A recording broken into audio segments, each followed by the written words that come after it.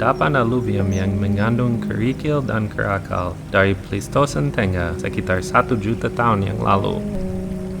Batu gamping di sekitar sungainya sangat mudah diolah menjadi berkakas manusia. Mungkin inilah kenapa manusia-manusia awal memulai peradaban di sini. Di Walanai, lembah sungai tempat saya berada sekarang, yang bisa jadi adalah peradaban tertua di Pulau Sulawesi.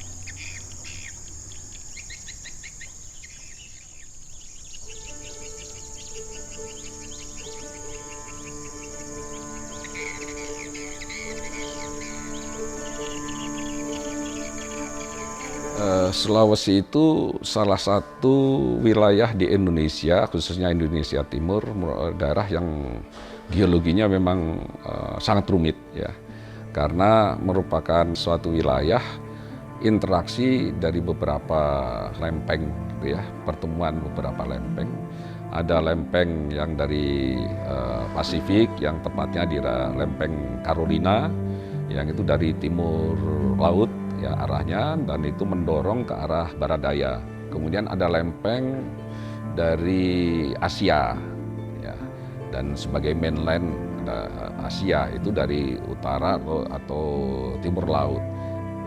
Satu pecahan dari Asia, dalam hal ini Kalimantan, kemudian dorongan material yang lain ya, menjadi menyatu dengan Sulawesi. Oleh sebab itu Sulawesi menjadi bentuknya juga bagus gitu, jadi seperti huruf K gitu ya.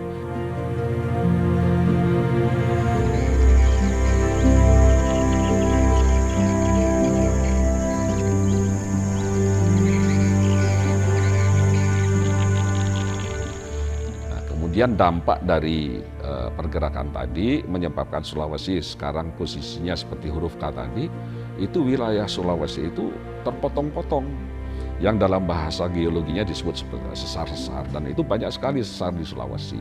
Yang salah satunya yang sangat terkenal itu adalah sesar Palu Koro. Nah, di samping pergerakan yang menyebabkan sesar-sesar besar antara lain Palu Koro, itu membentuk juga sesar-sesar yang arahnya utara selatan. Nah, utara selatan inilah yang kemudian membentuk suatu lembah besar yang dikenal sebagai Lembah Walanai. Dan itu daerah yang bagus, yang subur sampai sekarang ini.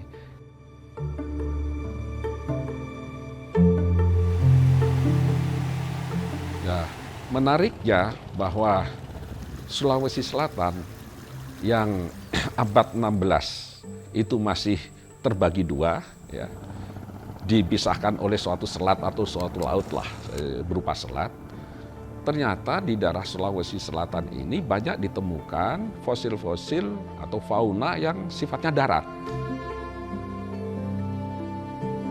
Memang nanti ada beberapa fosil laut gitu ya, tetapi masih menjadi pertanyaan apakah memang dibawa ya, atau memang saat itu masih kondisi laut.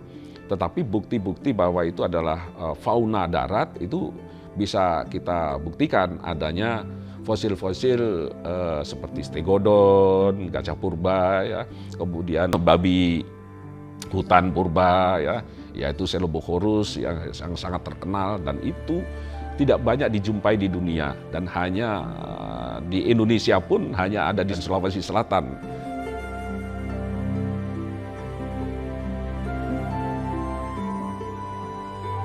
hal yang membedakan dengan temuan-temuan fauna purba dari tempat lain, misalnya di Jawa. Ketika fauna normal di Jawa misalnya besar, kemudian ada fauna-fauna yang lain lebih kecil, misalnya kura-kura. Di sini tuh justru dibalik. Jadi di sini dia membentuk sendiri ukuran tubuh dan struktur tubuh fauna itu. Gajah menjadi lebih kecil, kemudian kura-kura babinya menjadi raksasa atau lebih besar daripada ukuran normal.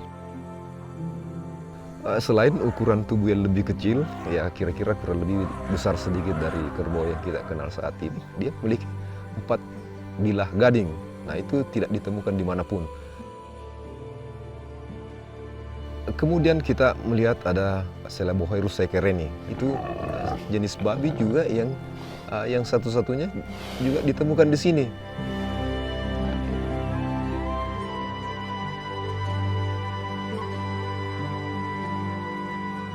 Nah, apa yang juga tergambar dari sini sebenarnya adalah kalau kita melihat menurut para ahli paleontologi, ini bentuk dan ukuran tubuh fauna-fauna ini menggambarkan bagaimana situasi lingkungan pada waktu itu.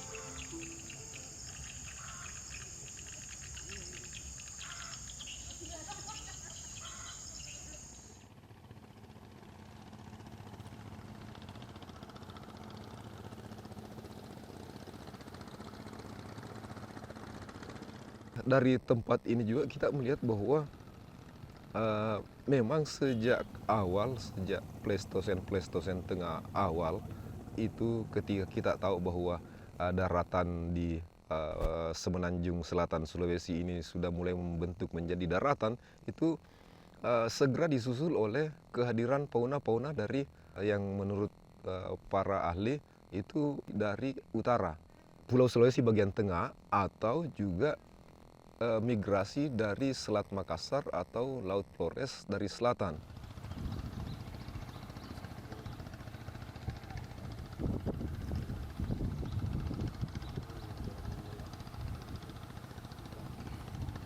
Apakah dia bergerak dari utara, ya, dari daerah yang dingin di utara subtropis, dari Asia subtropis, dia melewati nyebrang ke Taiwan, kemudian Filipina ke arah selatan, melewati Sulawesi, dan mencari daerah hangat Katulistiwa, ya Sulawesi.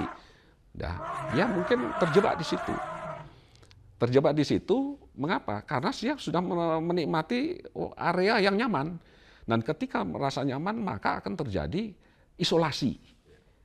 Maka terjadi endemik, berkembang biak dengan lingkungan yang sudah terbatas di lingkungan itu. Bukannya dia tidak mau bergerak. Tapi buat apa bergerak kalau sudah nyaman di situ, kan?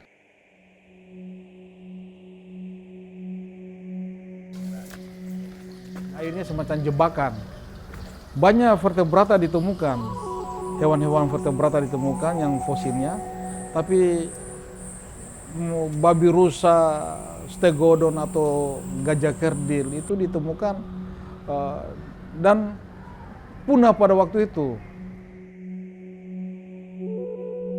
Selama kehidupan manusia atau kehidupan organisme tadi, binatang manusia yang cukup panjang waktunya, itu terjadi proses geologi yang bisa menghancurkan gitu ya. Jadi satu sisi proses geologi itu membentuk suatu wilayah yang nyaman, tapi satu saat proses geologi bisa menghancurkan wilayah tadi.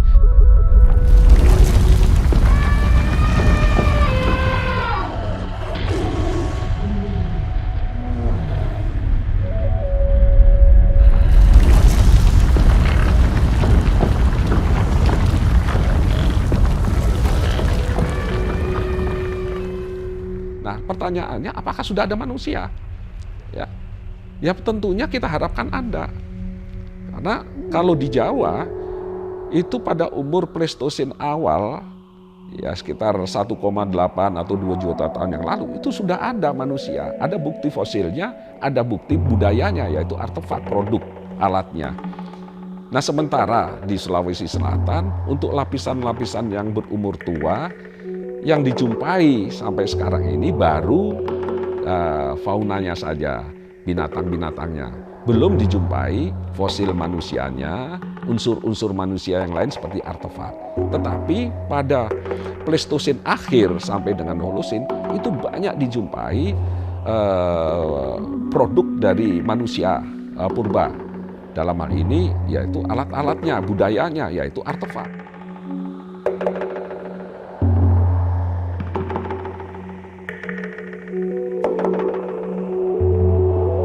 Itulah cerita, sehingga Walanai ini menjadi penting dan misteri. Walanai menjadi misteri ketika para penemu atau peneliti ini belum tuntas ide mereka mencari, harapan mereka mencari, belum menemukan sesuatu. Satu, hanya manusianya belum ditemukan. Hewan-hewan vertebrata, hasil-hasil budaya, peralatan batu, semua ditemukan yang dibuat oleh manusia. Industri batu untuk berburu itu ditemukan di sana. Juga industrinya tidak cuma batunya ditemukan, tapi tempat pembuatan batu. Ya itu. Sehingga orang jadi penasaran. Penasaran ini manusianya mana?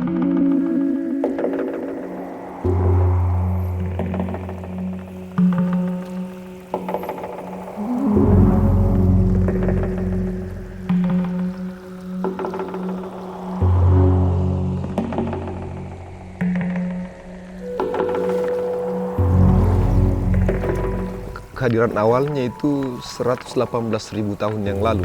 Meskipun memang kita belum menemukan rangka manusia sama sekali atau bukti-bukti fosil manusia dari tempat ini, tetapi dari lapisan tanah pengandung artefak batu itu cukup meyakinkan bahwa di sekitar akhir-akhir Pleistosen tengah itu wilayah ini sudah mulai diokupasi oleh manusia. Itu terbukti dan temuan misalnya beberapa fleks-fleks di kedalaman 9 meter.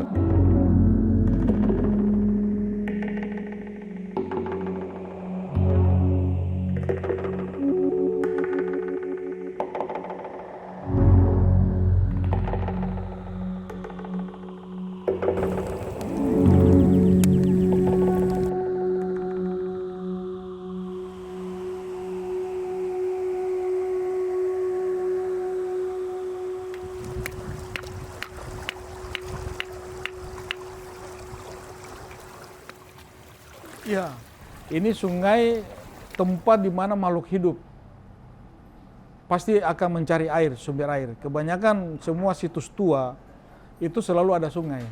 Karena kebutuhan manusia paling utama air. Nah, ini yang menjadi sehingga sangat luas ini sungai Walanai dan dia mempunyai cabang juga.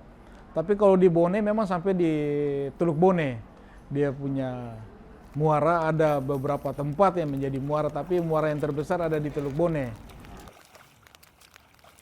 Manusia itu terus menghuni. Menghuninya itu apakah terus dari manusia yang memang yang datang pada 120.000 tahun yang lalu? Kalau kita mengikuti angka umur dengan evolusi manusia, maka manusianya yang 120.000 tahun yang lalu itu sudah masuk Homo sapiens, ya. Nah, tetapi kan kita belum bisa mengatakan itu Homo sapiens atau Homo erectus atau Homo yang lain, kita belum tahu karena belum ada bukti secara fisik yaitu fosil manusianya untuk diidentifikasi sebagai jenis manusia apa. Tetapi yang ada alat. Tetapi dari alat dan umur biasanya orang sudah bisa menduga, berhipotesis bahwa dia itu masuknya kelompok Homo sapiens. Dan ternyata Homo sapiens itu terus ada di Sulawesi Selatan. Apa buktinya? Adanya gambar-gambar di gua-gua.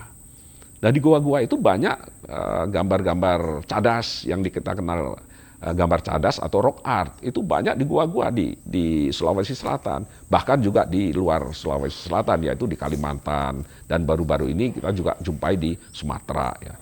Dan di Sulawesi Selatan, gambar cadas atau rock art ini ternyata ketika dilakukan penanggalan radiometri itu adalah sekitar 45.000 tahun yang lalu.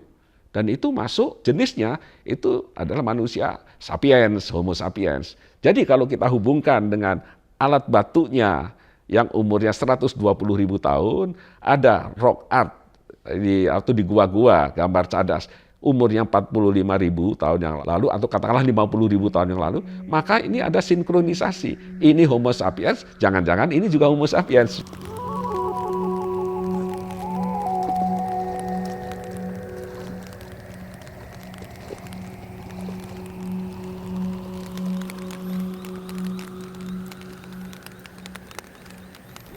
Sungai Walanai mereka hidup di sekitar pesisir sungai Walanai pada saat awal-awal penghunian masa sejarah itu tetap digunakan tempat tinggal dekat dengan air. Dulu mungkin belum ada rumah masa purba sehingga mereka sebagai lahan terbuka mereka tinggal di situ. Tetapi ketika 50.000 tahun yang lalu dan yang lebih muda itu sudah menghuni di ruang tertutup yaitu gua-gua. Jadi ada perbedaan cara hidup, budaya hidup. Yang awalnya di Sulawesi Selatan 120.000 tahun yang lalu jadi sebagai semacam ruang terbuka. Hidup mengembara di ruang terbuka. Tetapi mulai 50.000 tahun yang lalu sudah mulai menghuni suatu ruang tertutup yaitu gua-gua. Jadi bukti kehidupan di Sulawesi Selatan paling tidak sampai sekarang ini sudah bisa dibuktikan sejak 120.000 tahun yang lalu.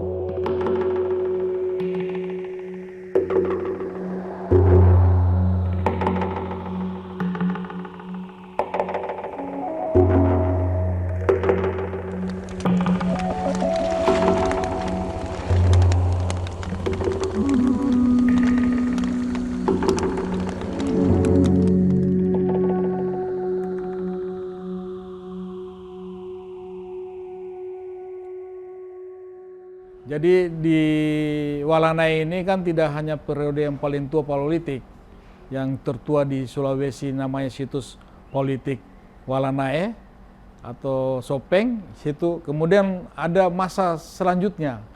Itu ketika manusia sudah mengenal penghunian, mengenal kehidupan sosial, lalu mengenal ritus atau religi mereka itu disebut zaman megalitik, batu besar. Lalu pada masa selanjutnya manusia itu digambarkan dari atas turun ke kota Sopengnya.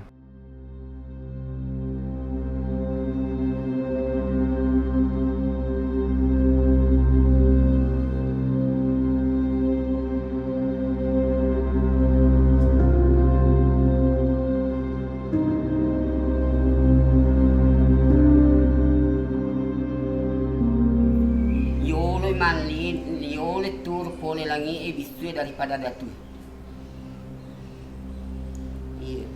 Kamu piasa selama nasuro ni bisu nan nono bisu 40 na di nono ni. Cukup ni metel letup ni di bumi. Tapi no.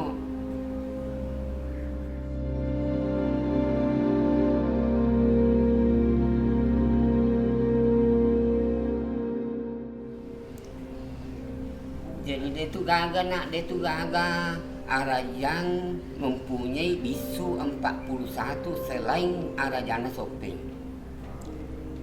Ada Arajan di Sigeri, ada Arajan di Bone, ada Arajan di Wajo. Dia gagal bisuna 40 sidi selain Sopeng. Magi nang kasedina termasuk Matuana. Asi manurunganna Arajange poli langi.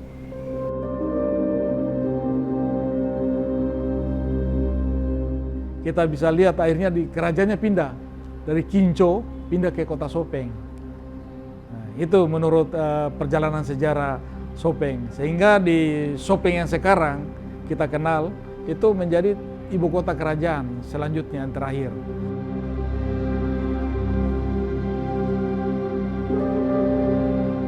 Di sini peristiwa sejarah itu bisa kita lihat mulai sebelum datang kolonial. Raja-raja yang makamnya itu digambarkan ada misalnya yang kayak Hulu, Kris, macam-macam lah personifikasi bentuk nisan. Itu menggambarkan siapa yang dikuburkan. Seorang panglima. Ini personifikasi dari makam ini kelihatan. Banyak situs-situs makam yang memang menggambarkan tentang struktur sosial yang pernah ada di Sopeng.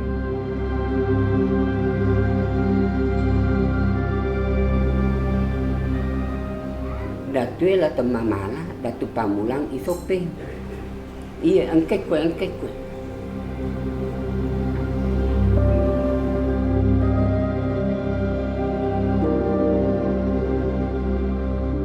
Generasi masa itu berjalan secara nyata, mulai dari Paleolitik, mulai zaman sampai Neolitik, sampai Megalitik, sampai masa sejarah tentang kehidupan Sopeng, kerajaan-kerajaan masa lalu, itu ada semua. Jadi lengkap semua perjalanan sejarah periodenya. Periodisasi itu tergambar di Sopeng, sehingga memang Walanai ini dianggap penting, banyak yang bisa dipelajari. Semua ilmu-ilmu pengetahuan, mulai pengetahuan alam dan pengetahuan ilmu budaya pun bisa berkembang apa yang ada. Penting bagi ilmu pengetahuan lah.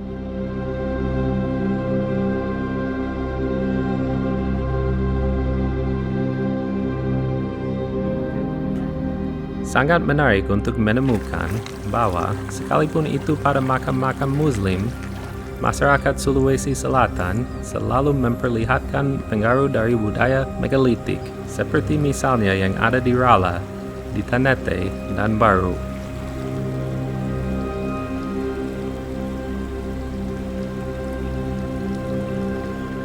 Artinya, kebudayaan yang ada hari ini tidak lain dan tidak bukan merupakan sebuah perpanjangan dari peradaban yang sudah ada di Sulawesi lebih dari 100.000 tahun yang lalu, lewat sebuah formasi geologis yang muncul lebih dari 1 juta tahun yang lalu.